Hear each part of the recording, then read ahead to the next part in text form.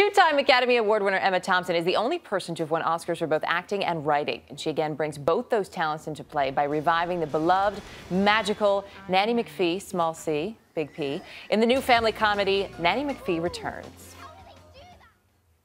Listen to me very carefully. I am going to explain to you the way I work. When you need me but do not want me, then I must stay.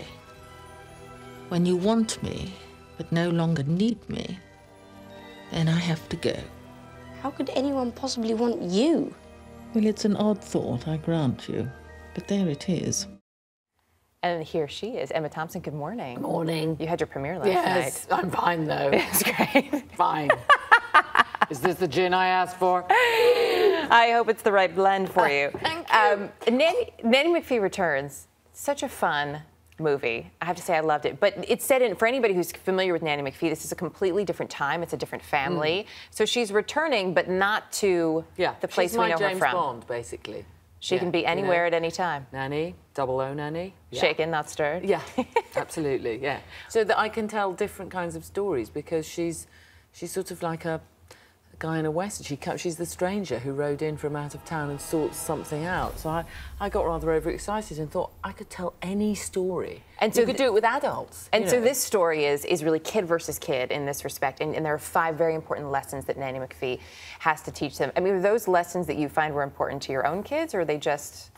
Well, you know, the lessons I use as a structural thing, really. I mean, you know, when she says they've learned how to share nicely, they're sharing with a goat, a cow and an elephant. So there's something slightly subversive about those lessons, that actually what she's really doing is giving the children the confidence to understand that most of the time they can solve their own problems because they've got the now. Sometimes they need a little bit of help, maybe a bit of transport, maybe an idea, you know, or a tiny bit of magic, but most of the time they can sort it out on their own. Which in a way is kind of a nice lesson for today, because a lot of times it feels like we talk so much about helicopter parenting and parents swooping in doing everything for their kids. Absolutely.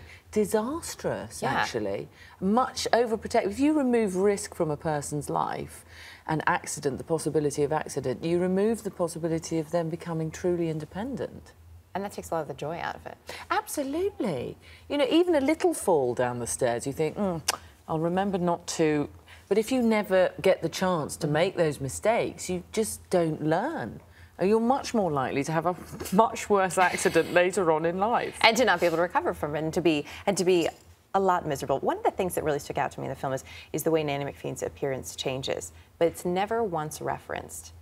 What is that about? Can you tell us? Well, I referenced it in the first movie, and this time round we played them, but we cut them because it didn't seem to matter. And what's so interesting is you talk to children and they all have different attitudes to it, but mostly they think that it's because the children are changing.